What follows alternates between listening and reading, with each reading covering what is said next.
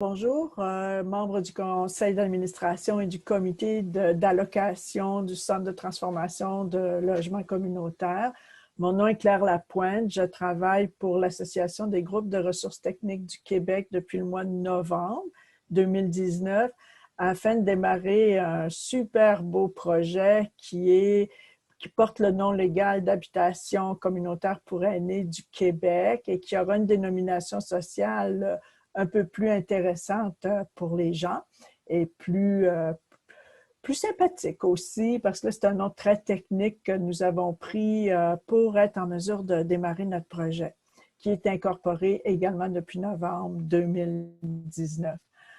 Alors, au niveau du financement que nous avons reçu, qui est pour nous extrêmement encourageant, c'est 150 000 $ pour 12 mois afin de mettre en place différents éléments pour réaliser un plan d'affaires structuré. Ce qu'il faut savoir au niveau de l'historique, c'est que la GRTQ travaille là-dessus depuis 2017 quand ils ont identifié un trou de service pour les populations aînées, des personnes vieillissantes, et le vieillissement de la population qui va aller en s'aggravant pour de nombreuses années pour atteindre un pic, si ma mémoire est bonne, en 2036. Et également, on a constaté aussi dans les trous de service que les gens qui sont à revenus modestes et moyens à modestes sont comme oubliés dans les services. Ils n'ont pas accès au supplément loyer, mais en même temps, ils ne sont pas assez riches pour aller dans les résidences pour personnes âgées privées, ce qui fait qu'ils vont retarder tant que possible leur déménagement, ce qui amène d'autres problèmes de santé, etc. Alors, vous allez me permettre, ah oui, puis il y avait, on voulait savoir également, nous, on est dans la transformation impact sectoriel. On est classé et je pense que c'est vrai parce qu'on va vraiment amener une nouvelle offre dans le secteur du logement communautaire qui est aussi financée hors programme. Ça, pour nous, c'est très important. Donc, ça nous libère des carcans, là, des programmes qu'on connaît pour toutes sortes de raisons. Là, on ne remet pas en question ces programmes-là, mais ils ont leurs limites. Et donc, nous, on veut vraiment aller avec du financement qui soit hors programme, ce qui va donner beaucoup de marge, beaucoup plus de marge de latitude pour travailler.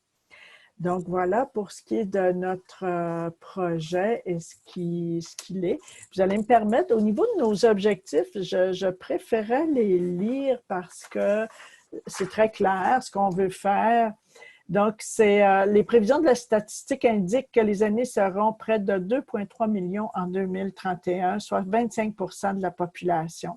Donc, notre cible est le groupe des aînés à revenus moyens, les ménages considérés trop riches pour le logement subventionné et ceux qui sont trop pauvres pour le marché des résidences privées pour aînés. En créant un nouveau type de maison communautaire pour aînés, notre but est de permettre aux personnes de la classe moyenne et modeste, lorsqu'elles ont besoin de plus de soutien et doivent quitter leur logis, de demeurer là où elles s'installent jusqu'à la fin de leur vie.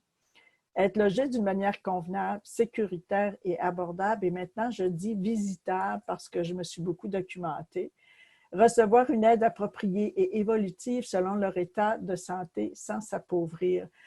Où notre concept se démarque, c'est qu'il y a déjà des démarches entamées depuis un bon bout de temps avec le ministère de la Santé pour que nos bâtiments soient adaptables afin que les personnes puissent bénéficier de soins de santé professionnels fournis par le ministère de la Santé.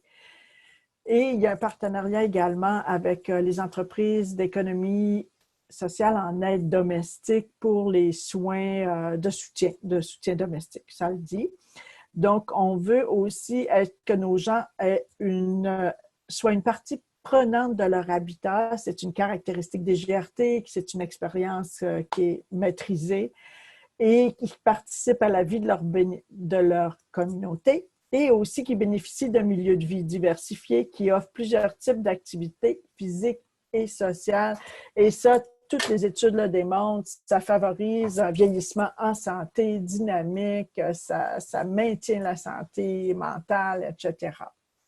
Donc, pour les retombées que nous espérons grâce à ce projet-là, c'est que pour le moment, ce projet s'est développé grâce à la GRTQ. Il y a eu un créneau, les projets créneaux, c'est le gouvernement qui avait ça pour développer pour mettre ensemble plusieurs partenaires pour qu'ils étudient justement les soins les trous de service qui étaient là et comment ça pouvait consolider les activités des entreprises d'économie sociale. Donc ça a permis à la GRTQ de se documenter énormément sur les besoins, les services de santé, etc. Mais partir un projet d'affaires, c'est quand même autre chose. Le concept est là, l'idée est là, mais maintenant, il faut l'opérationnaliser. Et c'est à ça que va nous servir les sous, c'est-à-dire nous permettre de commencer à se structurer organisationnellement et de prendre notre envol, c'est-à-dire que l'organisme, parce que ça va être un organisme à but non lucratif, membre de l'économie sociale, bien entendu, et qui, grâce à ce budget, va être capable d'embaucher une première personne qui va travailler avec moi autour du développement. Et on va avoir besoin de soutien administratif. Toute bonne organisation doit s'administrer, payer un loyer, toutes sortes de choses comme ça. On veut valider nos hypothèses financières parce que dans tout le processus depuis 2017, il y a eu énormément de travail au niveau financier, autant voir comment créer un fonds national d'investissement de capital patient pour le démarrage. Et donc ça, on veut valider les hypothèses parce que pour le moment, c'est conceptualisé, mais il faut aller vérifier sur le terrain ces hypothèses-là financières. On va avoir besoin de se déplacer, de faire de la représentation. On a besoin de matériel de communication professionnelle si on veut convaincre des bailleurs de fonds, des populations, des villes, de travailler avec nous. Il faut quand même arriver et être crédible. Ensuite, on a des frais juridiques. On veut faire valider certaines affaires, c'est normal. Donc, on a prévu un petit peu de budget pour certains validements de documents et de l'équipement informatique. Tout ça donne 150 000 là, d'une manière qui est plus détaillée dans le projet, bien entendu. Donc, voilà pour ça. Ensuite, en ce qui a trait au soutien que nous avons obtenu du centre, premièrement, il y a eu un webinaire qui était très, très bien fait, très clair. C'était impossible de ne pas comprendre. Et en plus de ça, bien, sur le site web, il y a un guide qui est aussi très, très clair. Et les questions qui nous sont posées, en tout cas selon moi, sont pertinentes parce qu'elles m'ont forcé à clarifier des points, à préciser nos objectifs avec ce projet-là, bien entendu, parce que notre projet s'étale quand même. Moi, selon moi, on a un bon 18 mois de travail devant nous. On veut également faire une demande de financement au programme de préparation et investissement pour être en mesure d'aller chercher un fonds de roulement suffisant. C'est un projet de beaucoup de millions en passant. Donc, en ce qui a trait à ça, au niveau, la seule affaire qui est irritante, puis ça, j'imagine que ça va avec les limites de la technologie, c'est le formulaire web. Quand on remplit l'application, c'est des tout petites cases. Donc, il faut faire beaucoup d'allers-retours entre se réviser, revenir dans l'édition. Moi, je dirais que c'était ce qui m'a... je dirais pas, tu sais, on s'habitue à ces choses-là, puis c'est pas ma première demande de financement que je fais, mais les allers-retours sont assez pénibles parce qu'on travaille vraiment en voyant deux lignes à la fois. Alors, quand on écrit un projet comme ça, c'est quand même assez sérieux. Oui, je travaillais avec Word, mais quand tu colles, en tout cas, il faut faire beaucoup, beaucoup d'allers-retours entre la révision et... puis comme c'est... Je ne veux pas travailler comme ça sur pour de nombreuses questions, de nombreuses pages qui méritent réflexion. Donc, on doit revenir, s'améliorer. On veut passer dans le projet. Puis ça, je voulais dire, pour moi, en tout cas, les critères, c'était très, très clair là, sur quoi finançait le centre. Puis donc, moi, en travaillant, je savais que nous étions éligibles parce on cadre vraiment à plusieurs niveaux. Puis nous, l'agente avec qui j'ai fait affaire, c'est Aude.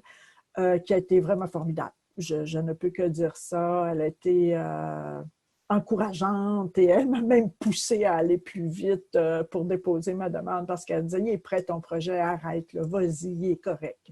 Alors voilà pour moi, j'espère que ces quelques mots